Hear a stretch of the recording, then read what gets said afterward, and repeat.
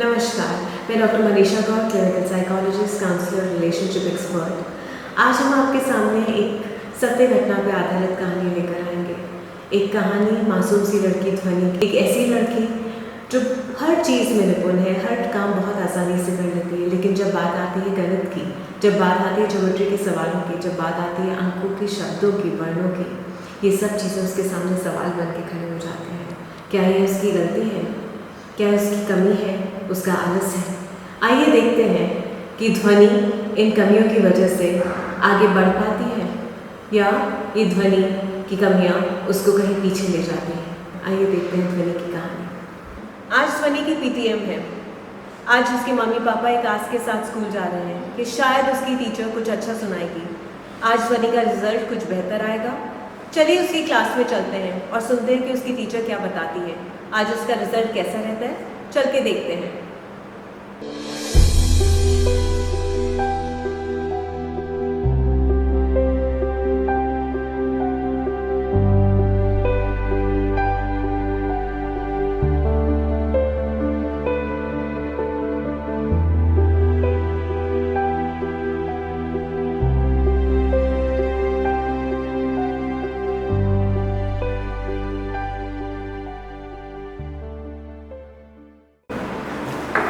ये टीचर लाडली का रिजल्ट देखिए इस वर्ष ने क्या करा। मैं बिल्कुल परेशान हो गई हूँ इससे। इसका बिल्कुल ध्यान नहीं रहता। क्लास में देखो तो बातें करती रहती है, बाहर निकालो तो नाचती नजर आती है। मुझे लगता है ना इसको कुछ समझ आता है ना कुछ सुनाई देता है। इसको स्पेशल स्कूल डालने की जरूरत है। I think she is mentally retarded. नहीं मैम, ये मेंटली रिटार्डेड नहीं है। घर पे बिल्कुल नॉर्मल बिहेवियर करती है। मैम, इसको मैं 3-4 बार पढ़ाती हूँ, रिवीजन टेस्ट तक लेती हूँ, उसके बाद भी ये समझती ही नहीं। मैंने इस पर कितनी मेहनत करी है, अब आप ही बताओ मैं क्या करूँ। ध्वनि देखो तुम्हें मम्मी पापा तुम पे कितनी मेहनत करते हो और तुम क्लास में भी क्या करते देखो। देखिए कल मैं इसको कॉपी में क्या करवा रही हूँ और क्या लिख रही हूँ, उल्टा, सब कुछ उल्टा। 10 बार तुम लिख कर आओगे तभी मैं क्लास में आने दूंगी।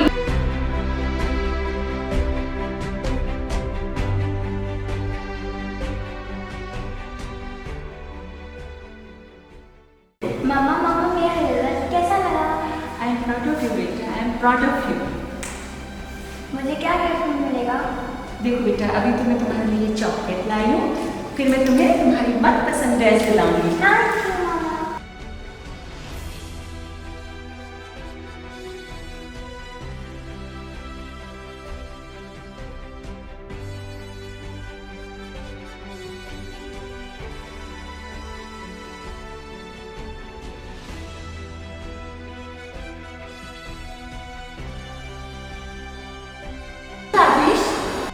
मुझे बिल्कुल भी नहीं लगता कि लड़की पास भी हो पाएगी। क्या अपन इसको स्पेशल स्कूल में डरा दें? स्कूल से बार बार कंप्लेंट सुनने पर निराश ध्वनि की माँ ने जब ये सब कहा तो उसके पापा नाराज स्वर में बोल उठे कि उनकी बेटी मेंटली रिटार्डेड नहीं हो सकती। सिर्फ टीचर्स के बोलने पर उसे स्पेशल स्कूल में डाला नहीं जा सकता।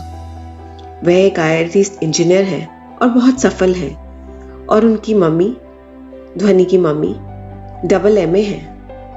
तो ध्वनि मेंटली रिटार्डेड कैसे हो सकती है? बस उसे मेहनत नहीं करनी होती।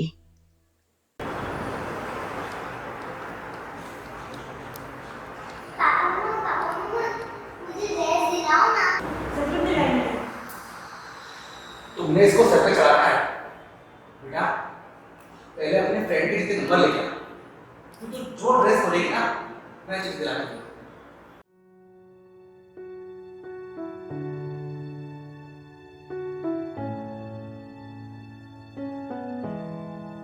ध्वनि भागकर अपने कमरे में गई। वो उदास तो थी, पर अपनी उदासी में ज्यादा देर तक सिमट कर रह ना पाई। उसकी क्रिएटिविटी ने फिर अपने पंख फैला लिए। उसने झट से अपने कबर्ड में से कुछ कपड़े निकाले और कुछ अपनी मम्मी के कबर्ड में से भी निकाले। उसको कपड़ों को डिजाइनर लुक देने का बड़ा शौक था। बचपन से ही कभी अपनी गुड़िया के, कभी किसी और के कपड़ों को कुछ न कुछ किया करती थी। स्कूल से बार बार कंप्लेंट सुनने पर निराश ध्वनि की माँ ने जब ये सब कहा तो उसके पापा नाराज स्वर में बोल उठे, अरे इसके सारे भाई बहन भी तो स्कूल जाते हैं और अच्छे नंबर भी लेके आते हैं। इसके हाथ में तो बस एक कैंची पकड़ा दो और कचर कचर कचर दिन भर कपड़े कटवा लो। समझाओ इसे कि पढ़ना तो पड़ेगा। अरे आलस भगाए, किताब को उठाकर देखे तो सही, कैसे समझ में नहीं आएगा। अपने माता पिता की बात सुन ध्वनि मायूस होकर भागकर अपने कमरे में गई और जोर जोर से रोने लगी।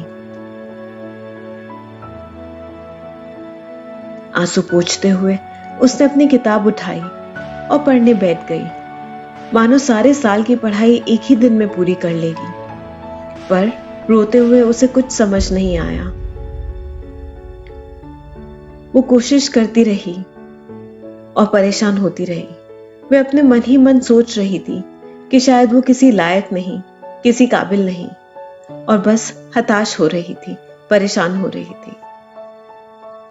क्या करूं भगवान, मम्मी पापा हमेशा मेरी वजह से सर झुका के चलना पड़ता है। स्कूल में भी सब ताने देते रहते हैं। मैं कितनी भी कोशिश कर लूं भगवान, मुझसे कोई खुश नहीं रहता। स्कूल में, घर पे सब लोग, मम्मी पापा हमेशा मुझसे परेशान रहते हैं। मैं थक गई हूँ भगवान, मुझे नहीं जीना भगवान, मुझे नहीं जीना। अब मुझे अपने बाजू में रखो। अब ध्वनि क्लास 10th में आ गई है कि उसका डिसीजन मेकिंग क्या है। उसके बोर्ड एग्जामिनेशंस पे निर्भर करता है कि वो आगे कौन से सब्जेक्ट्स लेगी। उसके रिजल्ट्स बताएंगे कि फ्यूचर उसका कैसा रहेगा। आज उसके क्लास टीचर ने उन लोगों को, स्टूडेंट्स को बुलाया है एग्जामिनेशन की प्री टेस्ट के लिए। देखते हैं ध्वनि क्या करती है, देखते हैं टीचर क्या बोलती है क्या नहीं। Students, 5 minutes are left. Hurry up.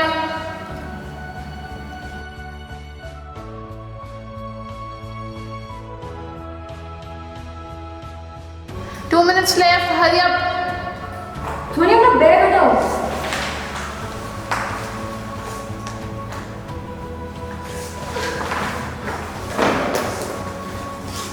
Time's up.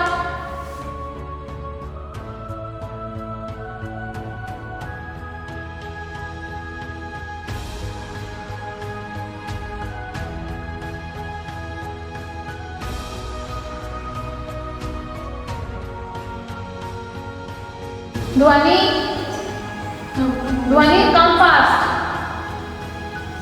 Time's up. Give me a copy. ध्वनि, ये क्या किया तुमने? 500 थी वर्ड लिमिट्स और तुमने सिर्फ 50 वर्ड्स में आंसर लिख दिया। तुम ध्यान नहीं दोगे, इसलिए से तुम भी डफर बन जाओगे। ये कॉपी पकड़ो, बैग लो, क्लास के बाहर। सॉरी, अभी की अभी क्लास के बाहर निकलो, पकड़ो।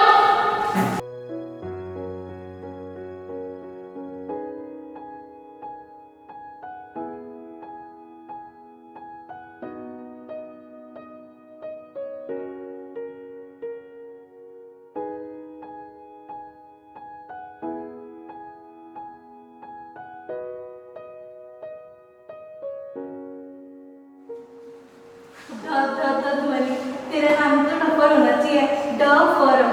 पहले क्या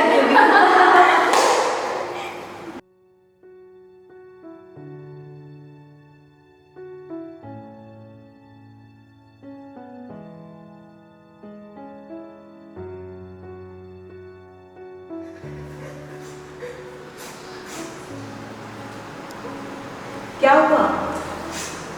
What's your name? कौन से स्टैंडर्ड में हो? क्या हुआ ध्वनि? टीचर को मेरा आंसर समझ नहीं आया। आप चलो आप।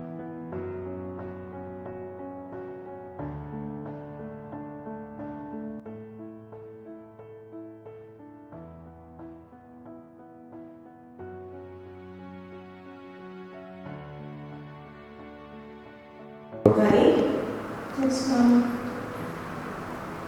क्यों रो रही हो?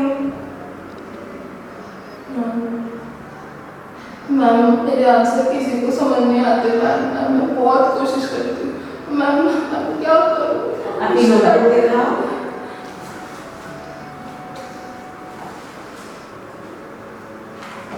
दिखाओ।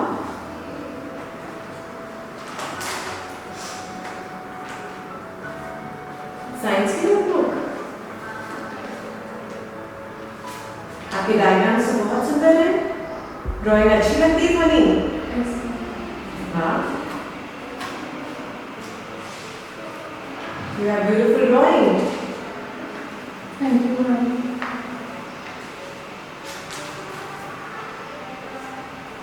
ये कौन है ध्वनि? मैम ये मेरे मामा पापा हैं। पसंद है? और क्या करती हो ध्वनि? मैम क्या क्या पसंद है? मैम मैं डांस करती हूँ मैम। मैं गाना गाती हूँ। मेरे को छोटी छोटी चीज़ों से कुछ नया बना के बहुत अच्छा लगता है। अरे वाह, कभी एनुअल फंक्शन में डांस किया है? नहीं किया? अच्छा, कभी स्टेज पे गई हो? कभी नहीं गई हो? जाना चाहोगी? चले? यस चलो स्टेज दिखा के लाती हूँ। चलो, अभी नोटबुक रखो और स्टेज पे चल के आते हैं। चले? चलो।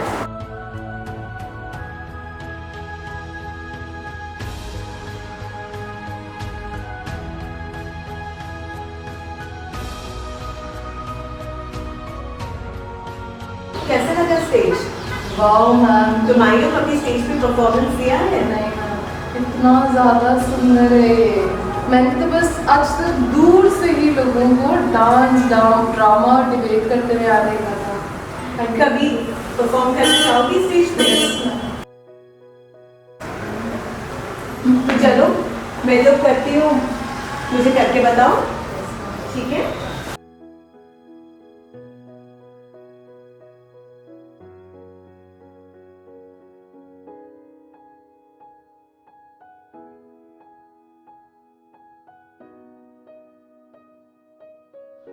अरे वाह ध्वनि, तुम तो कितना अच्छा डांस कर लेती हो। इस बार एनुअल फंक्शन में तुम्हारा परफॉर्मेंस पक्का। थैंक यू सो इस मच। बार एनुअल फंक्शन में तुम डांस परफॉर्म करोगी, ओके? अब जब भी तुम्हें फ्री लेसन मिले तो मुझसे मिलने आना, ठीक है? और कल घर जाके अपने मम्मी पापा से बोलना कि मैम आप लोगों से मिलना चाहती है, ठीक है?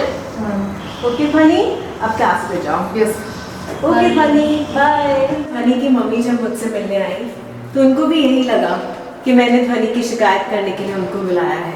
आइए देखते हैं क्या होता है।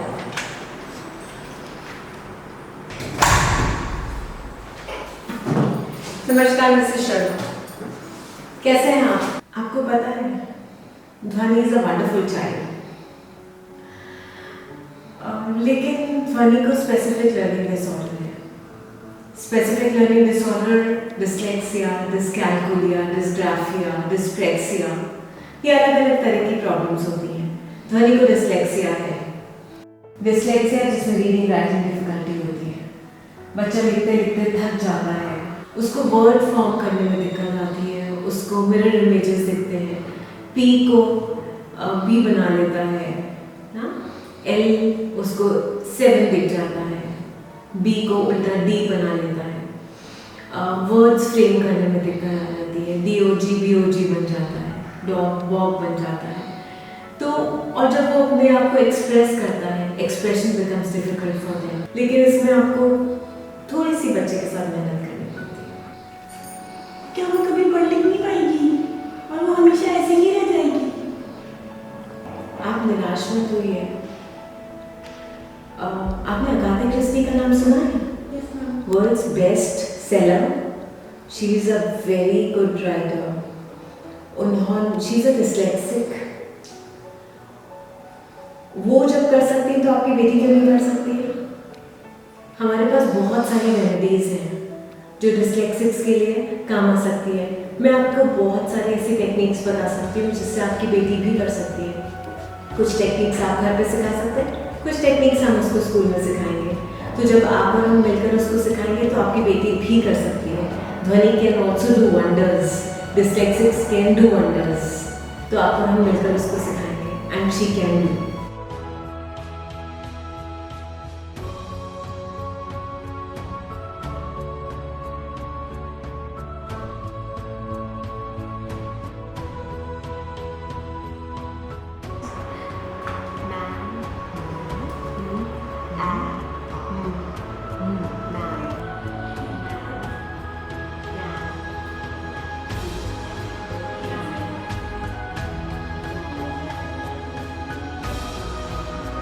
माता पिता कभी अपने बच्चे को दुखी नहीं करना चाहते, पर विवश हो जाते हैं। पूरी बात समझने के बाद ध्वनि के मम्मी पापा ने बोर्ड्स में उसके साथ बहुत मेहनत की, उसे अलग अलग तरह से पढ़ाया। उसकी मम्मी ने उसको हर अलग तरीके से अर्थ समझाए, रंगों से शहरों के नाम याद कराए, हेडफोन्स लगाकर क्लासेस की रिकॉर्डिंग सुनाई, लैपटॉप से बार बार उसे क्लासेस अटेंड करवाई।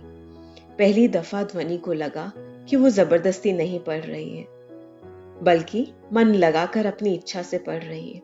उसने कोई लम्हा ऐसा नहीं छोड़ा जब उसको पढ़ने का मन नहीं करता था, चाहे वो अपने कमरे में हो, चाहे वो अपने स्टडी रूम से बाहर हो, उसको हर बार पढ़ने का मन करता था।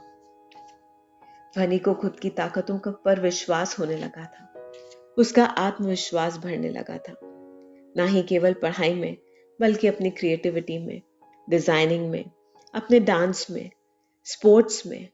वे अपने माता पिता को भी ये सब बताने लगी थी और उन्होंने उसे खूब प्रोत्साहित किया था। कुछ ही सालों में ध्वनि बहुत अच्छी डांसिंग, बहुत अच्छे स्पोर्ट्स सब करने लगी थी। ध्वनि ने स्कूल में डिबेट कॉम्पिटिशन्स में पार्ट लेना शुरू कर दिया था। जिस दिन बोर्ड के रिजल्ट्स आए थे, तब उसकी प्रिंसिपल ने भी उसकी खूब तारीफ की थी। Good afternoon everyone. We have reached towards the end of our annual function and this is the time where we announce Student of the Year awards. But इससे पहले कि मैं ये ट्रॉफी उसके सही हकदार को दूँ, मैं आपसे कुछ बातें शेयर करना चाहती हूँ। पढ़ना, लिखना, अच्छे मार्क्स लाना ही सब कुछ नहीं होता। हमें लाइफ में क्रिएटिव और वर्सेटाइल होना चाहिए। इन शब्दों को सही मायने में चित्रार्थ दिया है हमारी उस छात्रा ने, जिसके बारे में मैं अभी आपसे और बातें करूँगी। जो ये ट्रॉफी आज अपने घर लेके जाने वाली है, वो स्टूडेंट ने अपनी रीडिंग राइटिंग डिफिकल्टीज यानी कि डिसलेक्सिया को अपने ऊपर हावी नहीं होने दिया, उसे अपनी कमज़ोरी नहीं बनने दी। को करिकुलर एक्टिविटीज़, चाहे फिर वो आर्ट्स हो, ड्रामा हो, स्पोर्ट्स हो, चाहे फिर वो डांस ही क्यों ना हो, उसने हर एरिया में अपनी प्रतिभा का प्रदर्शन किया है। आज मैं बहुत गौरवान्वित महसूस कर रही हूँ कि हमारे स्कूल को जिसने इतनी ऊंचाइयों पर पहुँचाया है वो और कोई नहीं, हमारे स्कूल की स्पोर्ट्स कैप्टन ध्वनि शर्मा है। Please welcome on stage student of the year ध्वनि शर्मा।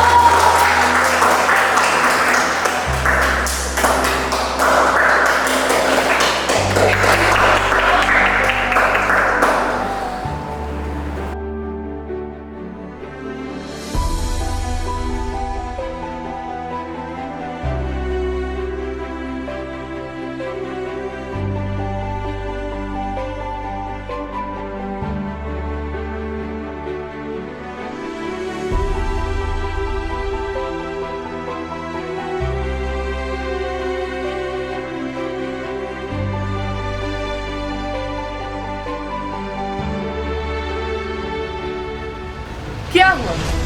कहानी सुनकर विश्वास नहीं होता कि मैं वही ध्वनि हूँ। आज मैं जो भी कुछ हूँ अपने मेंटोर और अपने माता पिता की वजह से हूँ। आज मैं लिख सकती हूँ, पढ़ सकती हूँ, बोल सकती हूँ, सब कर सकती हूँ जो 10वीं क्लास की ध्वनि के लिए सोचना भी मुश्किल था।